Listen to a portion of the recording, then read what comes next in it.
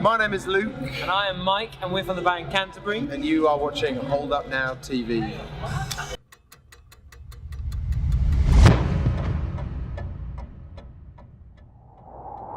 We're watching your web series, it's Canterbury. Oh, sweet. How did that first come about? Do you purposely try and come up with moments to put in the next episode now that it's got a following? Not really, no. It first came about when we were really young and we didn't really know what being in a band really was. So before we did anything worthwhile being in a band, we just filmed ourselves being stupid. But we thought it was just quite cool. We had our old drummer was an actual video editor and stuff like that, so he naturally made videos that looked really good, and he was really into it. And we just wanted to kind of like, you know, YouTube's a very big part of being in a band at the moment, and kind of social media and all that. So we really wanted to just get on that from the start. The Peel recently got closed down. Another notable venue, the Fleece in Bristol, could be facing the same fate. Really? What do you think people could be doing to stop places like this from closing down?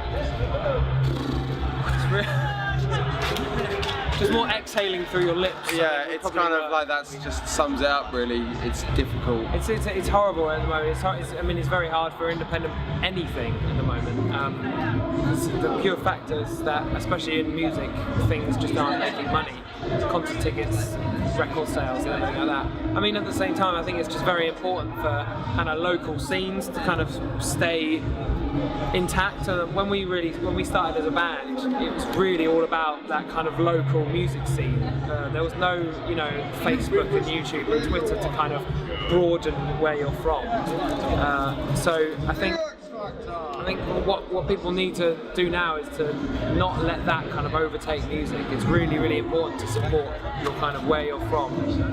You know, kind of play shows with each other, and branching out is very important, but now it's just so easy to just upload your songs to the whole world and ignore where you're from. And that was really important to us when we were growing up, so I really, it's really sad that that's happening, but I think the most important thing about it is just embracing where you're from and keeping the scene alive, as it were.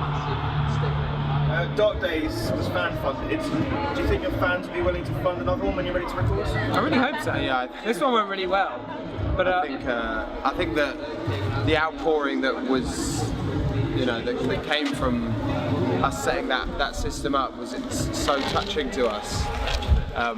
That it really proved their commitment to the cause and their support, and that was just amazing. So I can't see why it wouldn't happen again. You know, it's a few quid, and it's them being able to help us infinitely. Like they don't quite understand to the extent it helps us. You know, so yeah, it's amazing.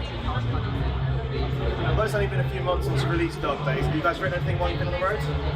We're always kind of just writing. There's three songwriters in our band, so we never, as people, I don't think we ever really like put down the guitar and say I'm not going to write for a bit. You know, inspiration kind of takes you wherever. There hasn't been like that many things kind of put down in the practice room with the four of us, but there's definitely songs. Yeah. What's the most annoying question you get asked as a band? Why are you called Canterbury? No, or like how did you form as a band? Well, that's just a boring question. Yeah. It's not annoying. Or what are you up to for the rest of the year? Yeah, that one's kind of. You're about to ask that, aren't you? Because we don't know. Because we don't know. Yeah. Thankfully for you, I'm not about to ask that. Okay. All of those. Quickly change. What would you say is the key to surviving in a band as long as you have? Oh wow. A strong friendship long before a band makes shit.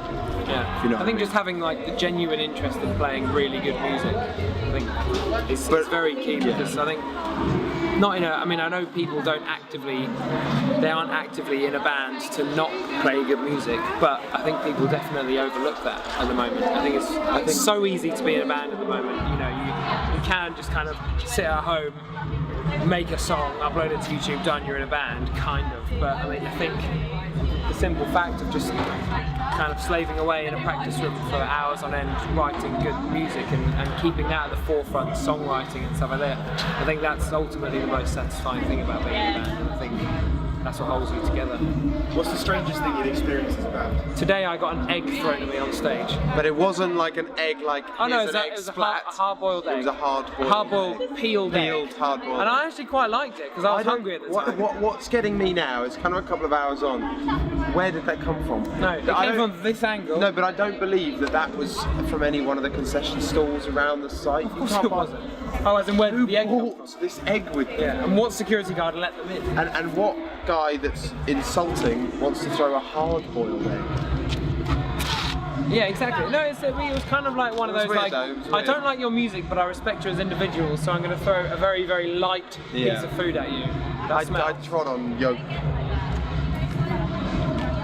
The music's definitely matured as you've got more experience. Does it mean you're done experimenting so much, or is that going to continue?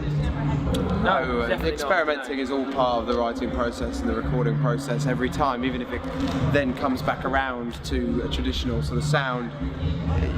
The experimenting along the way has brought you to whatever the final product is, so certainly not. If you ever decide not to experiment anymore, you need to stop being in a band. Give up. You know, you always have to kind of roll with what's going on, and just, you know, technology is a big part of music at the moment, so it's good to kind of include that, but also just do what is exciting. It's not exciting to make the same record twice.